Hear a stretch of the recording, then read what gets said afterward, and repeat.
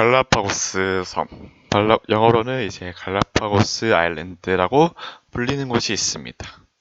그리고 여기가 어떤 데입니까? 이제 대륙과 떨어져서 자기네들만의 어떤 생태계가 만들어지고 자기들만의 어떤 조그마한 어떤 변형들이 만들어져서 이제 찰스 다윈에 의해서 어떤 진화론이라는 어떤 논리의 근거가 되기도 했던 그런 곳이 이제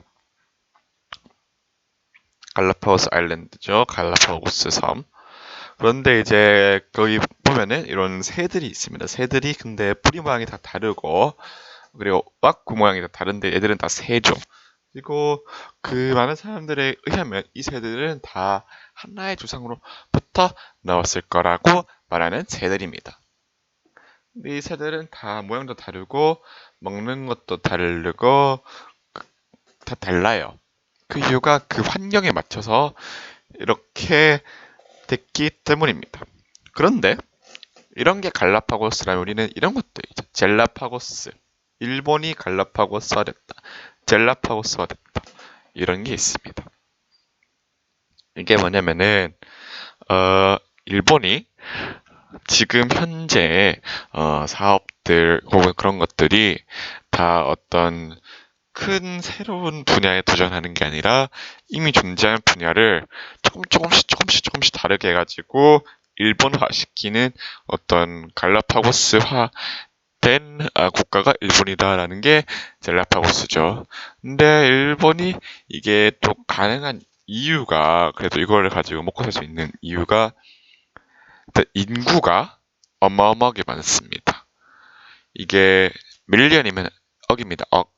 우리가 5천만 정도 가지고 있잖아요, 인구를. 근데 일본은 1억 2천만입니다. 1억 2천만. 우리나라의 2.5배예요. 2.5배. 그러면은 엄청난 많은 양의 인구를 가지고 있죠. 그러면 뭐가 됩니까? 내수 시장이 움직일 수 있습니다. 내수 시장으로 먹고 살 수 있는 거예요. 일본은. 그리고 또 일본만의 그 장인 정신이 있지 않습니까? 그래서 델라파고스화 됐어도 그 장인 정신으로 각각의 물건들이 어마어마한 그런 수익은 아니지만은 그래도 이렇게 구매할 그런 물건들이 만들어지는 거죠. 일본의 장인 정신 때문에. 그러면 일본이 왜 이렇게 젤라파고스화 됐느냐? 저는 이것 때문이라고 생각합니다. 일본이 1990년도에 이제 버블이 있었죠. 버블 경제. 그러면서 어마어마한 부를 증시와 부동산으로 벌어들이고 이제 파티들을 즐기고 있었는데 그 버블이 터지지 않습니까? 뭐 플라자 합의, 부동산 가격 폭락, 금리 인상, 뭐 여러 가지 이유로 이 버블이 터지고 일본은 잃어버린 10년, 뭐 20년, 30년이라고 말하는 사람들도 있는데 그렇게 잃어버린 30년을 얻으면서 경쟁을 하지 않아도 된다라고 됩니다. 일본은 경쟁을 할 필요가 없어진 거예요. 그러니까 잘라파고스화가 된 겁니다. 경쟁을 하지 않아도 되니까 자기네들끼리 뭐 조금씩 다르게 하면은 괜찮으니까 그런 큰 어떤 변화보다 뭐 예를 들면은 뭐 반도체를 하던가 뭐 전기차를 하던가 아니면 뭐 태양광을 하던가 물론 그런 기업들도 남아있긴 하지만 대부분은 그냥 그 조금씩 변화하고 그냥 있는 기존 사업을 조금씩 바꿔나가는 그런 쪽으로 가고 있잖아요. 어떤 큰 붐을 일으키기보다는 아직도 그리고 뭐 팩스를 사용하기도 하고 이런 게 이제 잃어버린 30년 이런 것 때문이라고 저는 개인적으로 생각을 합니다. 근데 여기서 문제가 뭐냐? 일본은 그렇게 잃어버린 30년을 통해서 젤라파고스화라도 해가지고 살아남았어요. 살아남았어. 그래서 아직까지 그래도 선진국의 지위를 유지하고 있지요.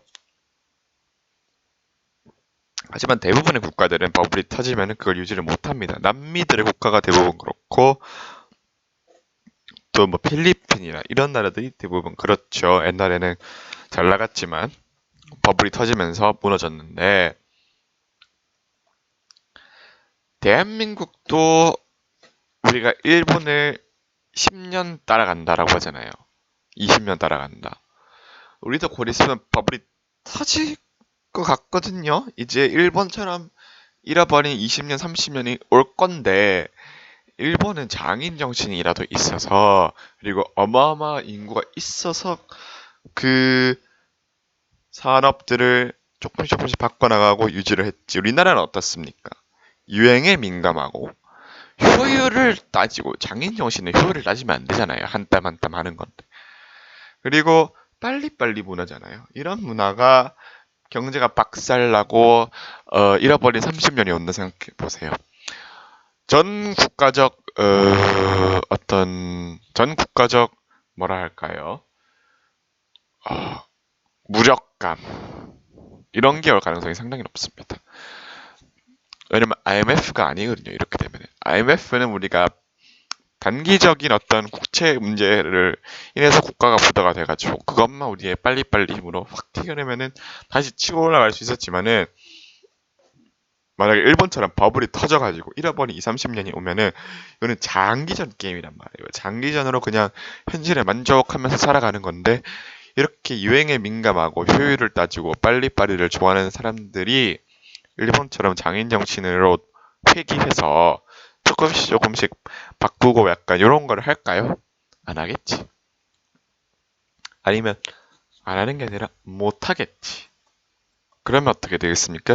대한민국은 버블 터지고 남미처럼 될 가능성이 상당히 높다. 남미처럼 될 가능성이 상당히 높다. 우리는 일본의 길을 따라가는 게 아니라 남미의 길을 따라갈 가능성이 상당히 높아 보입니다. 요즘 최근에 그걸 더 느끼고 있어. 더 느끼고 있어.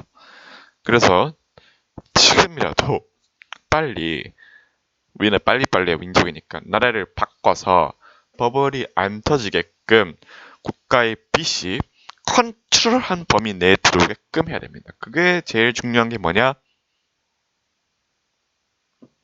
일단 우리가 정부에서 주는 지원금에 대한 거를 과감히 끊어야 되고 또 공기업의 부채를 빨리 해결해야지.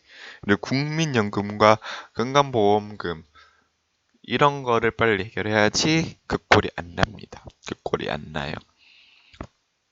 그러니까 우리 모두 그렇게 가도록 노력을 해야 한다는 겁니다. 영상 마치겠습니다. 구독과 좋아요 부탁드리고 다른 영상들도 시청해주세요.